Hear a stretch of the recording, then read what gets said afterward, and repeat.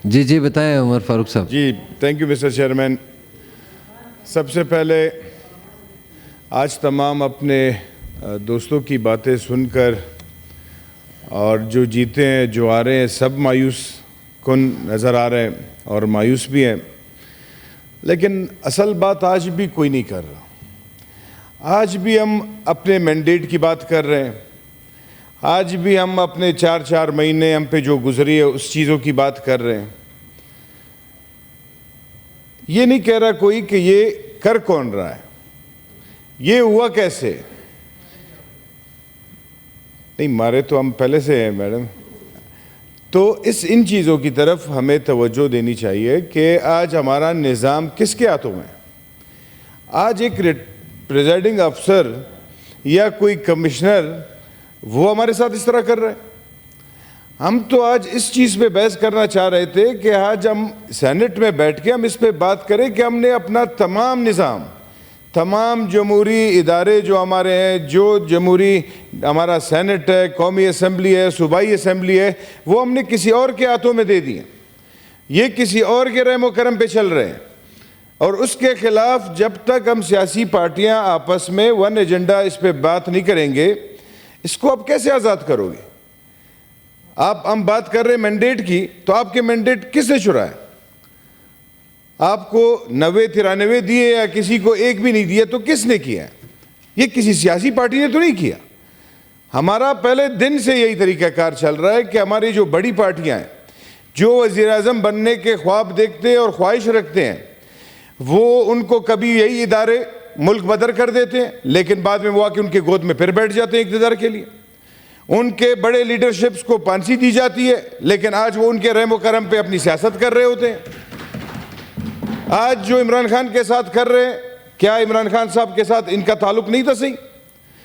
फिर भी हम सबक नहीं सीख रहे। हमें मसला इस चीज़ से जनाब चेयरमैन साहब कि आज तो कम से कम भुट्टो साहब के जो जियाले हैं, इमरान खान के जो जियाले हैं, नवाज शरीफ के जो जियाले हैं, ये तो कम से कम एक साथ बैठे कि हमारे साथ किया किसने। हम एक एजेंडा पे क्यों नहीं इकट्ठे हो सकते कि हम इससे जान छुड़ाएं, हम अपनी फॉरेन पॉलिसी इनसे छुड़ाएं।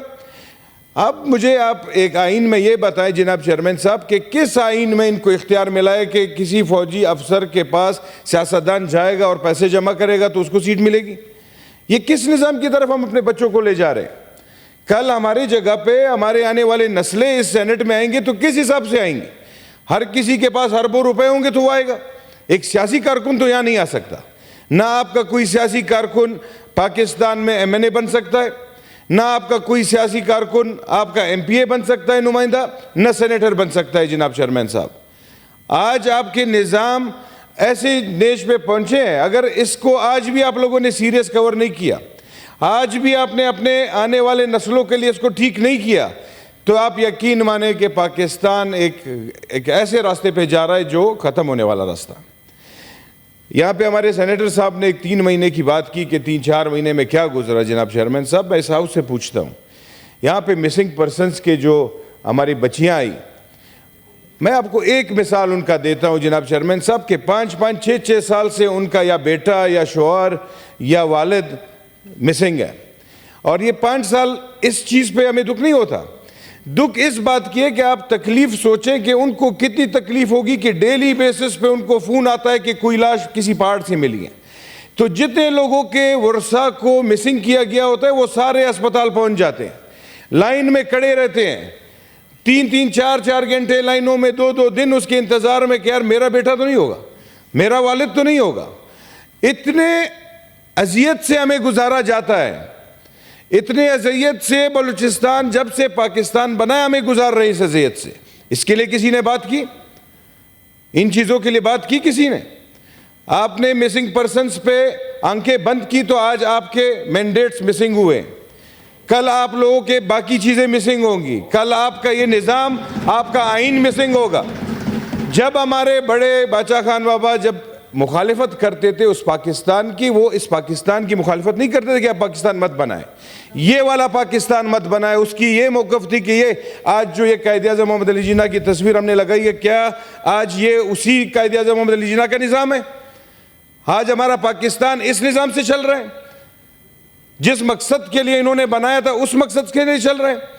आज आपके एपीएस के जो बच्चों को के कातिल है वो जीएचक्यू से छुड़ाए गए। आपका सारा निजाम आज यही फौजी निजाम चला रहे हैं। आज हम क्या कर रहे हैं जनाब चेयरमैन साहब, एक तरफ हम सब कुछ देख रहे हैं और एक तरफ इसके खिलाफ हम खड़े नहीं हो सकते, क्योंकि आप खड़े होंगे तो आपको बच्चे को मार दिया जाएगा, आपने अगर हकीकत बात की आपसे सीट ली जाएगी। हम कम से कम, हम सारे यहाँ पे मुसलमान ईमानदार लोग हैं, एक दिन आपने पैदा होना है, एक दिन मरना है। ये जब आप सोचेंगे इस हिसाब से आप आएंगे तो आप बात कर सकेंगे। आज भी हम यहाँ रो रहे हैं कि हम इलेक्शन कमीशन के खिलाफ जाएंगे। क्यों भाई इलेक्शन के खिलाफ जाएंगे? इलेक्शन कमीशन ने क्या किया है? जिस इदारे ने ये करवाया उसके खिलाफ क्यों नहीं जाएंगे? जिन इदारों के वॉइस नोट सूबों में निकले हैं पैसे लेते हुए, उनके खिलाफ क्यों नहीं जाएंगे? हमें तो उनके ओरिजिनल नाम नहीं मालूम, जो फेक नाम इन्होंने रखे हैं और बोलियां लगाई हुई 20-20 करोड़ की, उसके खिलाफ क्यों नहीं जाएगा? मुझे तो समझ नहीं आ रहा है जनाब चेयरमैन साहब कि हम किस निज़ाम को, किस आइन की तरफ जा रहे हैं। यहाँ पे एक पार्लियामेंट लॉजेस से बाहर निकलते हुए पार्क में एक कुछ बन रहा है, तो मैंने पूछा क्या बन रहा है? कहता है आइन। मैंने कहा कौन सा आइन? जो हमारे टेबल पे पड़ा होता है वो, या जो इस मुल्क के हकीकी जो चला रहे वो वाला आइन लगाएंगे? एक आइन सेलेक्ट कर ले, हम वहीं पे चले जाएंगे, लेकिन हमें एक आइन की किताब कुछ और दिखाते और पाकिस्तान किसी और तरीके से चला रहे। इन चीज़ों के खिलाफ हम सियासी पार्टियों को इकट्ठा होना पड़ेगा। इस निज़ाम को अगर आप इस तरह नहीं बदलोगे तो आपका मैंडेट तो छोड़े, आप अपने साथियों को पैदा नहीं कर सकेंगे। जो बलूचिस्तान के साथ हुआ है वो मिसिंग हर सूबे में आपके पॉलिटिकल लोगों के साथ होगा। हमारी तो यही बातें इस पार्लियामान में, हमें एज अ पार्टी बात नहीं करनी चाहिए, एज ए कोलीग्स यहाँ पे हमें एक निज़ाम लाना चाहिए, हमें ऐसे बिल्स लाने चाहिए कि हम एक साथ हों। और इस पाकिस्तान को अब रेजोल्यूशन की ज़रूरत मेरे ख्याल से नहीं कि आज इस एक मोशन पे हम बात कर रहे हैं, रेवोल्यूशन की ज़रूरत है। एक रेवोल्यूशन जिस पे हम तमाम पार्टियां मिलकर उसके लिए करें और इस पाकिस्तान को उन लोगों से आज़ाद कराएं, तो तब हमारा पार्लिमानी निज़ाम बेहतर होगा। Thank you ji.